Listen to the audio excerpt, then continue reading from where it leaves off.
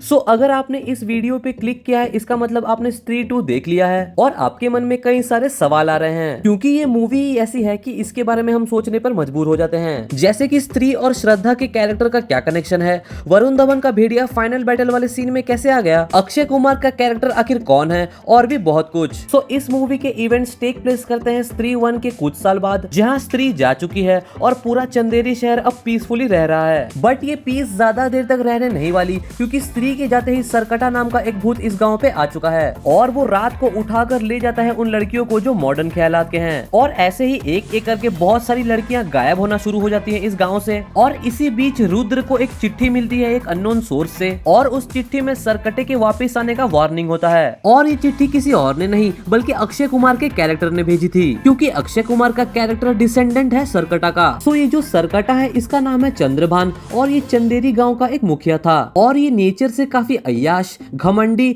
लंबा चौड़ा और ताकतवर था। और इसी के साथ साथ वो एक मोलेस्टर था, वुमेनाइजर था और एक फुल टाइम मिसोजिनिस्ट भी था। बेसिकली एक इंसान जितना मैक्सिमम नीच हो सकता है उतना ही नीच ये सरकटा था। और चंद्रभान अपने दोस्तों के साथ मिलकर एक तबायफ का मुजरा देखा करता था, और जब उस मुजरे वाली ने अपने पसंद से शादी कर ली तो आउट ऑफ जेलसी चंद्रभान ने उसके हस्बैंड का गला काट दिया और उनकी बेटी के सामने ही उन दोनों को जिंदा जला दिया। और इन सब के बाद वो औरत स्त्री में बदल गई और वो वापस आती है अपना बदला लेने के लिए। और फिर स्त्री ने चंद्रभान का गला काट दिया और उसे उसके साथियों के साथ जमीन में गाड़ दिया। और बदला लेने के बाद स्त्री के पास अब एक और मकसद बचता है, और वो है अपने आशिक को ढूंढने का। स्त्री की पावर्स हमेशा से सरकटे से ज्यादा ही थी और उसी के लिए स्त्री के होते हुए सरकटा बाहर नहीं आता था। बट स्त्री के जाते ही सरकटा जाग जाता है और वो निकल पड़ता है स्त्री के साथ बाकी लड़कियों को पकड़ने के लिए, ताकि वो उनकी बलि चढ़ाकर और ज्यादा पावरफुल बन सके। बट उसके इस मकसद के सामने खड़े होते हैं चंदेरी के एवेंजर्स और वो रोकने की कोशिश करते हैं सरकटे को।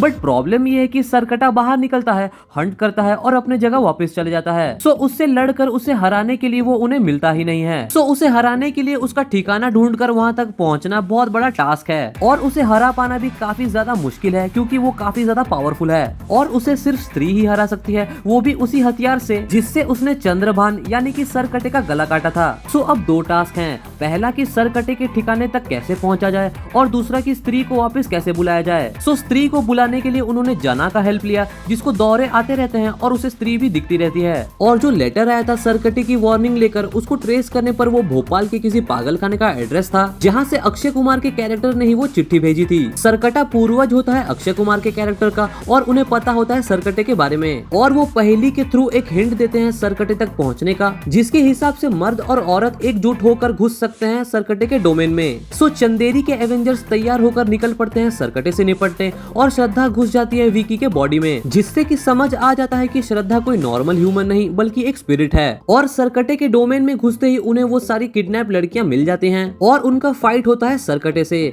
जहां सरकटा उन पर काफी भारी पड़ता है, क्योंकि सरकटे पर वार करने के बाद भी उस पर कोई असर नहीं होता और उसका सर काट देने के बाद भी वो नहीं मरता बल्कि उसका सर मल्टीप्लाई हो जाता है। और जब अपने हीरो लोग पिट रहे होते हैं तभी वरुण धवन का भेड़िया वाला कैरेक्टर आ जाता है उनकी मदद करने के लिए, और उसने सरकटे के सारे सर को ऑलमोस्ट बीट ही कर दिया। फिर सरकटा सामने आता है अपनी पूरी बॉडी लेके और वो अपने पीक पावर पे होता है। सो सरकटे के पावर्स कुछ ऐसे काम करते हैं कि जब उसका बॉडी और उसका सर अलग रहता है तब उसे मारा नहीं जा सकता, बट वो अपने फुल पावर में भी नहीं होता, क्योंकि उसके पावर्स डिवाइड हो जाते हैं दो पार्ट में, उसके सर में और उसके बॉडी में। बट जब वो कंबाइन कर लेता है अपने सर और अपने धड़ को, वो अपने सबसे पावरफुल फॉर्म में आ जाता है। बट इस फॉर्म में सरकटे को मारना पॉसिबल हो जाता है और सरकटे को उसी वेपन से मारा जा सकता है जिस वेपन से उसे स्त्री ने मारा था। सो इस पूरे पावरफुल सरकटे से अपने देसी एवेंजर्स नहीं लड़ पाते और सरकटा ऑलमोस्ट एब्जॉर्ब करने वाला होता है श्रद्धा को। तभी श्रद्धा माँ चिल्लाती है और स्त्री आ जाती है, जो कि एक सरप्राइज रिवील था कि श्रद्धा का कैरेक्टर स्त्री की बेटी है, वही बेटी जिसके सामने चंद्रभान यानी कि सरकटे ने उसके पेरेंट्स को मार डाला था।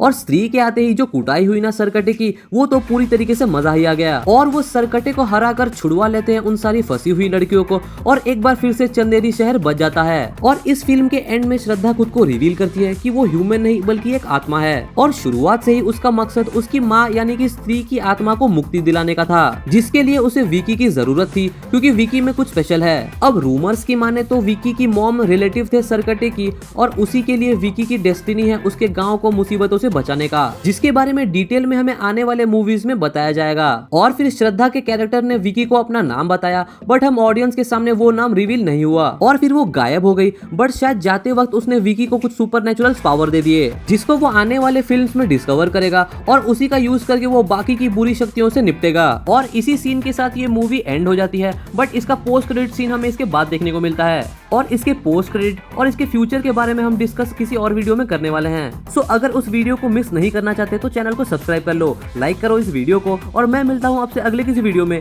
तब तक के लिए Hasta la vista, baby.